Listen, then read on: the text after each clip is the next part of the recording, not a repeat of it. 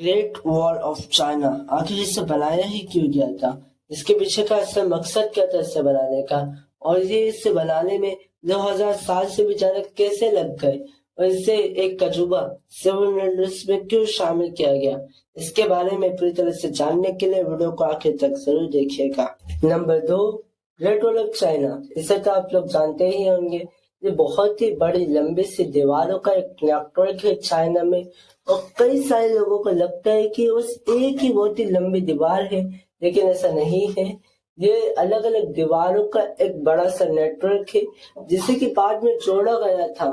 लेकिन आज भी कई सारे ऐसे पॉइंट्स हैं जहाँ पे दीवारें एक दूसरे से नहीं मिलती है, क्योंकि उन जगहों पे कोई पहाड़, जंगल या कोई भी ऐसा एरिया था जहाँ पे दीवारें नहीं बनाई जा सकती। और इसे कई सारी अलग अलग डायनेस्टीज ने अलग अलग वक्त पे बनवाया था। इसी वजह से इसके बनने में 2000 साल से भी ज्यादा लग गए। और इसे बनाने के लिए कई सारी अलग अलग डायनेस्टीज के पैसे खत्म हो गए इस दीवार को बनाते बनाते। Number 3, great wall of China को आज से करीब 2500 साल पहले बनवाया गया था।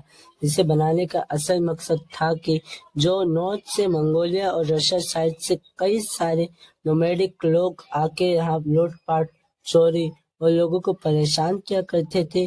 तो नोमैडिक का मतलब ही यही होता है, कोई ऐसा आदमी जिसका कोई घर ना हो, खाने पीने का ठिकाना ना हो। यहाँ तक कि मंगोलिया को तो आज भी लैंड ऑफ नोमैड्स कहा जाता है। तो फिर इनसे बचने के लिए चाइना ने उस वक्त की छोटे छोटे स्टेट्स ने दीवार को बनवाया था, लेकिन ये दीवारें काम नहीं की।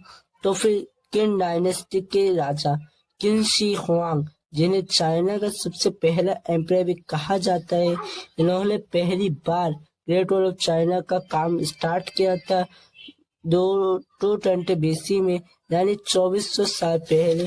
फिर ऐसे ही धीरे धीरे काम पास ऑन होता रहा अलग अलग एम्पायर्स, डायनेस्टीज ने।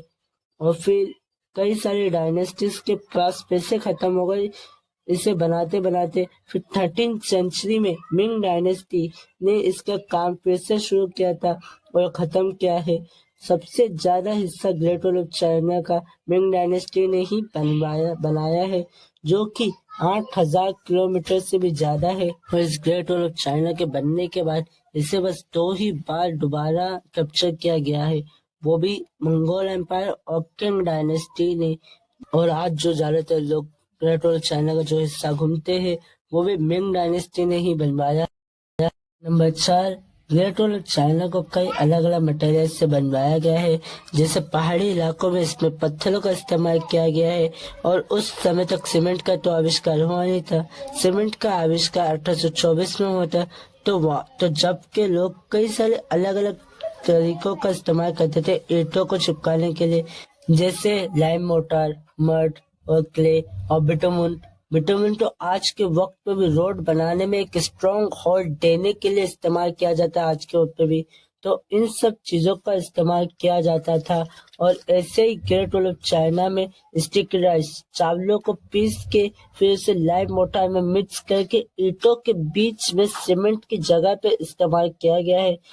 इसलिए ये आज भी नॉर्मली खड़ा है, और सीमेंट बस 50 से 100 सालों तक ही मोस्टली टिक सकता है। और ये काफी एक्सपेंसिव और टाइम टेकिंग प्रोसेस है, जिसमें बहुत पैसा और महीनों का टाइम लगेगा। इसी वजह से आज के वक्त पे घरों को बनाने में सीमेंट का इस्तेमाल होता है स्टिकी राइस के बजाय। और ग्रेट वॉल ऑफ चाइना की टोटल लंबाई 21,196 किलोमीटर से भी ज्यादा है। इसकी हाइट 6 से 7 मीटर से, जिससे कि पूरी दुनिया का सबसे लंबा मैन मेड स्ट्रक्चर है, जो कि इतना लंबा है। इसका अंदाजा आप इस बात से लगा सकते हैं कि अगर इसे एक सिंगल लाइन में कर दिया जाए तो ये पूरी धरती का आधा हिस्सा कवर कर लेगा। Number 5, great wall of China पूरे चाइना का कुछ सबसे ज्यादा घूमे जाने वाला मॉन्यूमेंट्स में से एक है, जिसे हर साल 17 मिलियन यानी 1,17,00,000 से भी ज्यादा लोग घूमने जाते हैं। और पूरी दुनिया में दूसरा सबसे ज्यादा घूमे जाने वाला मॉन्यूमेंट है ये, द फॉरबिडन सिटी के बाद। और इसे 1987 से ग्रेट वॉल ऑफ चाइना एक यूनेस्को वर्ल्ड हेरिटेज साइट भी है।